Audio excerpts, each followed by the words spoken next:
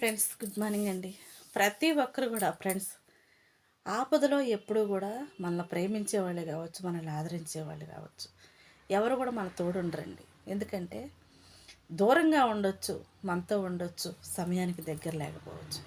ఏ మనిషితో ఎప్పుడు ఎవరికి అవసరం వచ్చింది కూడా ఎవరికీ తెలియదు ఫ్రెండ్స్.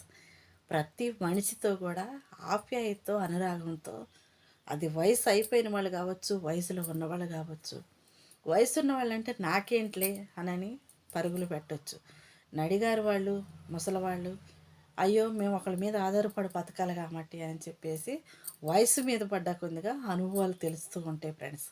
చాలామంది వయసు నేర్పే అనుభవాలు చాలామంది జీవితాన్ని తెలుసుకోలేక చేసిన తప్పుల్ని కానీ తెలుసుకోలేక మూర్ఖత్వంతోనూ అమాయకత్వంతోనే మాట్లాడిన మాటలు కావచ్చు.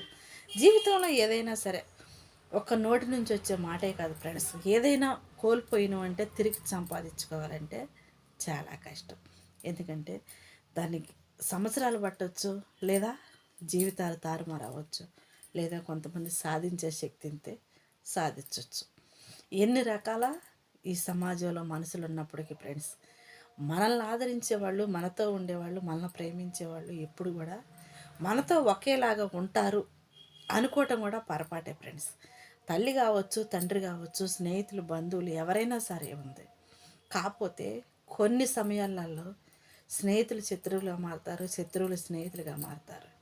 ఎందుకంటే చెప్పుడు మాటల వల్ల ఫ్రెండ్స్ స్నేహాన్ని చూసి వారవలేకను, లేదా కుటుంబాలను చూసి కొంతమంది వారవలేకను మనశ్శాంతి లేకుండా చేయాలని, గొడవలు పెట్టాలని, పుల్లలు పెట్టాలని నీచమైన మనసులు ఎప్పుడు కూడా ఫ్రెండ్స్ మంచి అని అనుకుంటానే కొన్నిసార్లు మనతో వండుకుంటూనే మనల్ని మోసం చేస్తారు.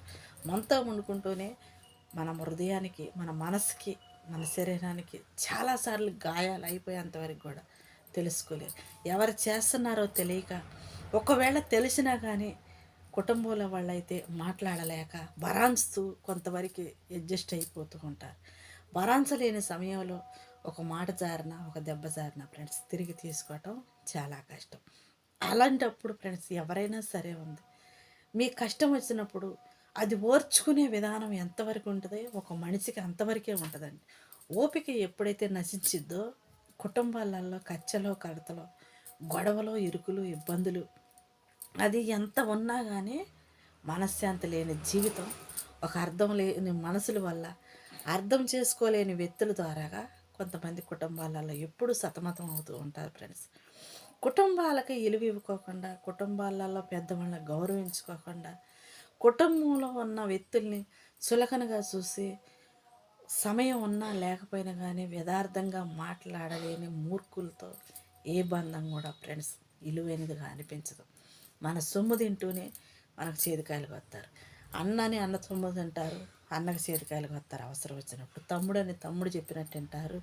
నటిస్తూ అవసరం వచ్చినప్పుడు వాళ్ళకి అవకాశం లేక అన్న కడుకు, తమ్ముడి కడుకు, రక్త సంబంధికుల కడుకు వచ్చినప్పుడు నటిస్తూ బ్రతుకుతూ ఉంటారు. నటన అనేది ఏ రక్త సంబంధికులకి కూడా ఫ్రెండ్స్ సాధ్యం కానిది. ఎందుకంటే ఎప్పుడు చూసినా నీ జీవితం, నీ కుటుంబం, నీ బిడ్డలో నువ్వెంత యథార్థంగా ఉండవో నీ కుటుంబం పట్ల దేవుడు కూడా అంతే యథార్థంగా ఉంటాడు.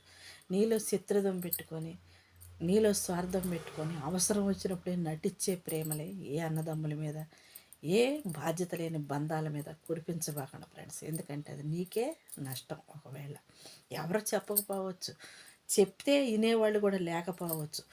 ఎవడ కర్మకి వాళ్ళే బాధ్యులు ఉంటారు. మంచిని తెలుసుకొని గుర్తించుకొని ఒక మాట మనకంటే పెద్దవాళ్ళు అన్నప్పుడు తలదించుకొని పోయినవాడే ప్రయోజకుడు అని పెద్దవాళ్ళు ఊరికే చెప్పలేదండి.